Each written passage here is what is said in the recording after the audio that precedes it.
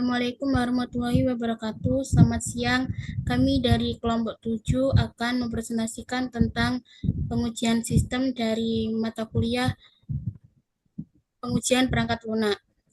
Sebelumnya izin perkenalkan saya dan rekan-rekan saya Nurul Nanti Mafira dan rekan-rekan saya ada Julia dan juga Andin Rahma Nadila. Selanjutnya langsung saja kita ke poin-poin. Yang pertama, di sini kita akan membahas tentang definisi pengujian sistem.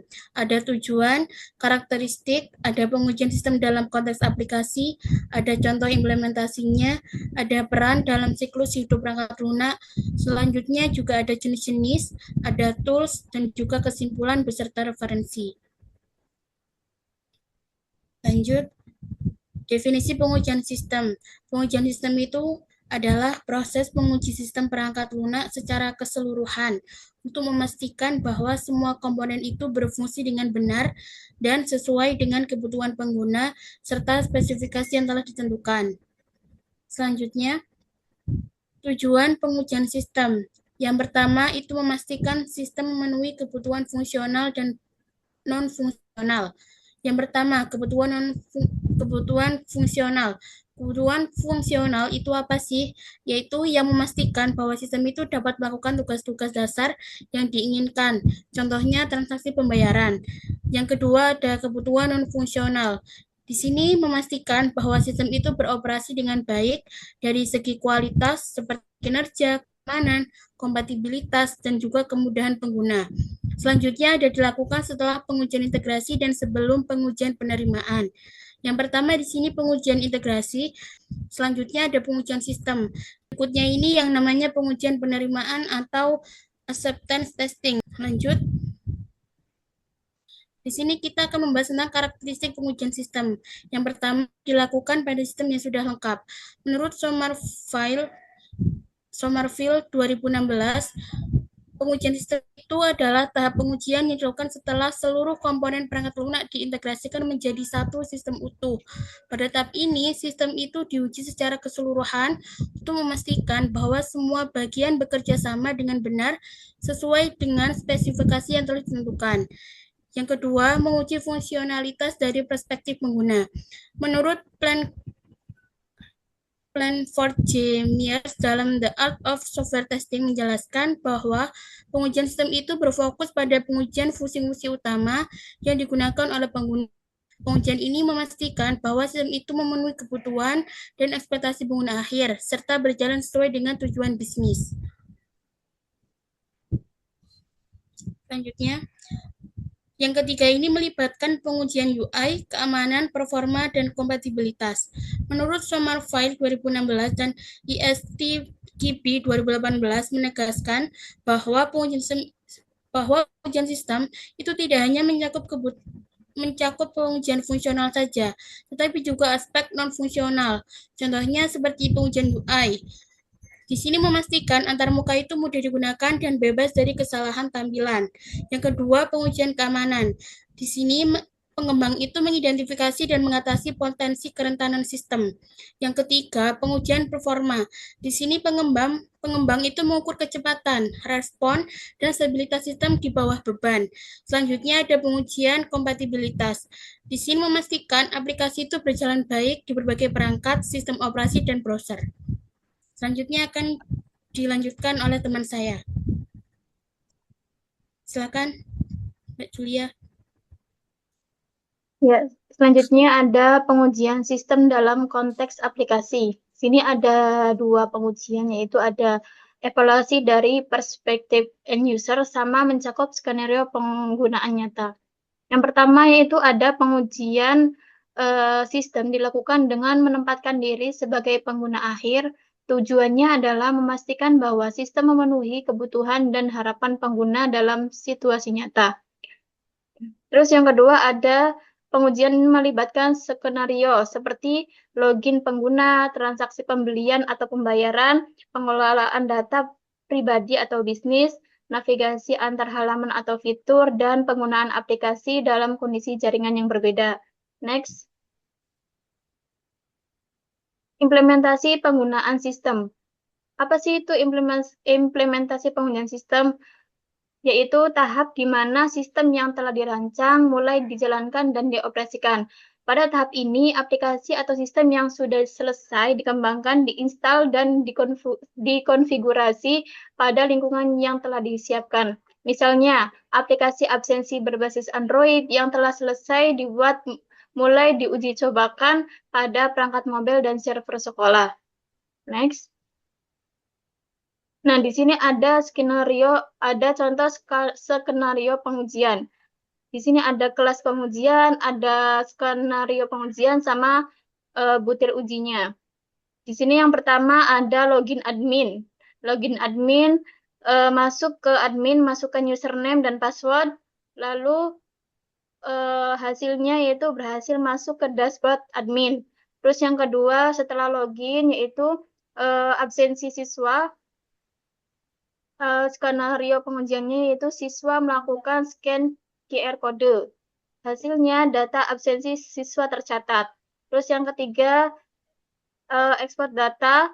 Skenario-nya admin mengunduh data absensi ke Excel. Hasilnya file Excel berhasil diunduh. Terus yang keempat, manajemen user. Admin menambah atau menghapus akun admin. Hasilnya itu akun berhasil tambah atau dihapus. Terus yang terakhir, logout. Admin melakukan logout. Hasilnya sistem kembali ke halaman login. Next. Nah, di sini ada peran utama dalam siklus hidup perangkat lunak. Bisa dilihat di situ ada gambar pemeliharaan, implementa, pengujian lagi, sama desain, analisis, dan perancangan. Nah, pada siklus hidup perangkat lunak ini, atau bisa dibilang SDLC atau Software Development Life Cycle, adalah kerangka kerja terstruktur yang digunakan untuk mengelola proses pengembangan perangkat lunak dari awal hingga akhir. Peran dalam siklus hidup perangkat lunak yang penting untuk memastikan pengembangan perangkat lunak berjalan terstruktur, efisien, kolaboratif, dan menghasilkan produk yang sesuai kebutuhan serta berkualitas tinggi. Next.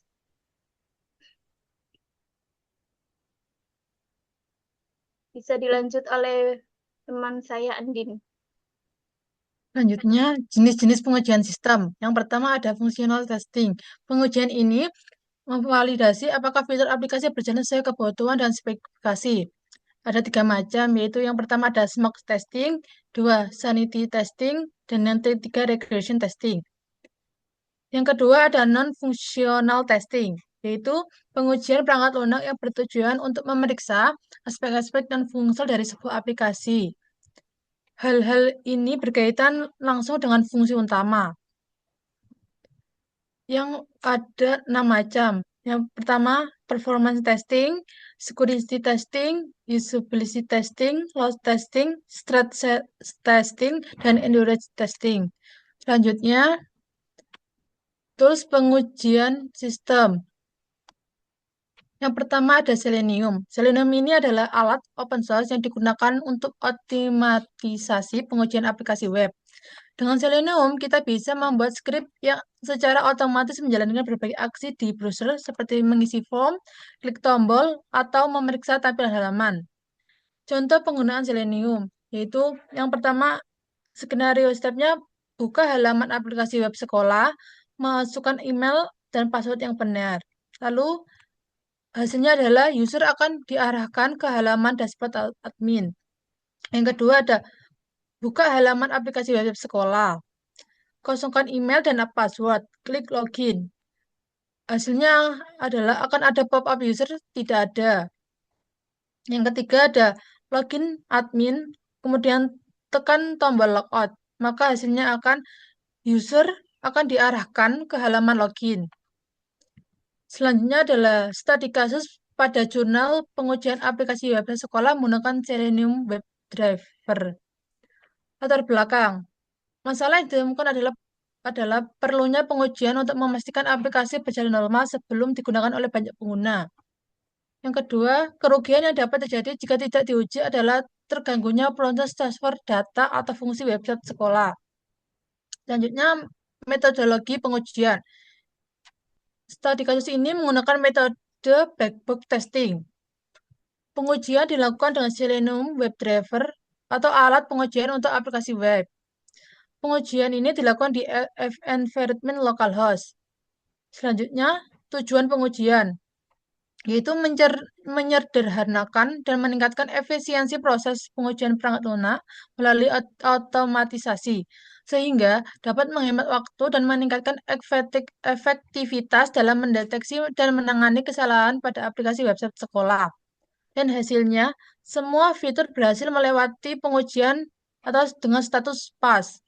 Dan aplikasi dianggap telah memenuhi kriteria dan layak digunakan untuk proses registrasi siswa baru dan penyediaan informasi tentang sekolah. Selanjutnya akan dibacakan oleh Danti. Baik, di sini yang kedua kita menggunakan tools pengujian sistem yaitu OWASP ZAP. Di sini tools open source yang dikembangkan oleh OWASP yaitu Open Web Application Security Project. OWASP ZAP ini dirancang untuk melakukan penetration testing dan menemukan kerentanan dalam aplikasi web. Contoh penggunaan OWASP ZAP ini yang pertama dimulai membuka aplikasi OWASP ZAP ini dan buka tab Quick Launch di Workspace. Kemudian klik tombol Auto Scan, kemudian masukkan URL aplikasi web yang akan diuji pada kontak attack URL. Yang keempat, pilih metode spidering, misal tradisional spider atau eject spider untuk menjelajahi semua halaman dan parameter aplikasi. Selanjutnya, klik attack untuk memulai pemindaian otomatis. Selanjutnya yang keenam, OWASP ZAP akan melakukan passive scanning untuk mendeteksi kerentanan umum seperti XSS dan SQL injection, serta active scanning untuk serangan yang lebih kompleks. Yang ketujuh, setelah selesai, ZAP itu menghasilkan laporan yang merinci kerentanan yang ditemukan beserta tingkat keparahannya dan rekomendasi perbaikan. Selanjutnya, di sini kita akan membahas studi kasus pada jurnal implementasi OWASP ZAP untuk pengujian keamanan sistem informasi akademik di Universitas Pancasila. Dimulai dari studi kasusnya dari tools pengujian sistem OWASP ZAP. Di sini kasusnya dari jurnal implementasi OWASP ZAP untuk pengujian keamanan sistem informasi akademik di Universitas Pancasila. Untuk terbelakangnya, di sini dengan peningkatan pengguna internet di Indonesia, keamanan website menjadi sangat penting. Sistem informasi akademik sebagai salah satu layanan vital harus dilindungi dari berbagai ancaman keamanan cyber yang dapat merusak data dan integritas sistem. Selanjutnya, metodologi pengujian. Penggunaan teknik aktif dan pasif scan dari OWASP ZAP versi 2.10.0.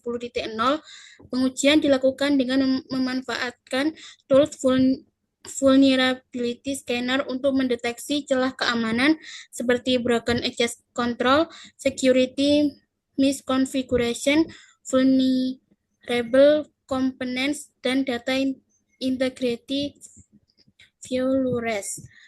Untuk tujuan pengujiannya, di sini mengidentifikasi kelemahan keamanan pada website sistem informasi akademik Universitas Pancasila menggunakan metode pengujian otomatis OWASP ZAP berdasarkan standar OWASP Top 10 2021.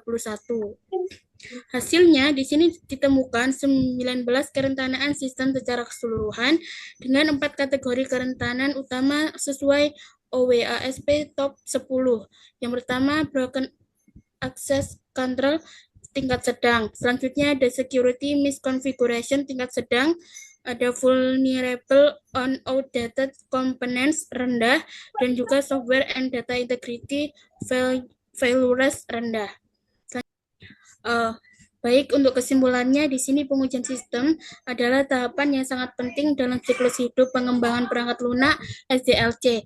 Tahap ini bertujuan untuk memastikan bahwa sistem perangkat lunak yang dikembangkan itu berfungsi sesuai dengan spesifikasi dan memenuhi persyaratan pengguna. Yang kedua, menguji sistem dari perspektif pengguna. Di sini itu melibatkan berbagai jenis pengujian yang berfokus pada bagaimana pengguna itu berinteraksi dengan sistem dan bagaimana mereka itu juga merasakan pengalaman tersebut. Pengujian ini mencakup berbagai metode seperti pengujian fungsional, pengujian penerimaan pengguna atau UAT, dan pengujian pengalaman pengguna sebagai UX testing. Selanjutnya ada fungsionalitas, keamanan, performa, dan aspek lainnya adalah hal-hal penting dalam pengembangan dan pemeliharaan sistem, perangkat lunak atau layanan. Baik, ini referensi dari kami. Terima kasih. Terima kasih dari kelompok 7 yang telah membahas pengujian sistem. Kami mohon maaf apabila ada kekurangan. Sekian dari kami. Assalamualaikum warahmatullahi wabarakatuh. Waalaikumsalam warahmatullahi wabarakatuh.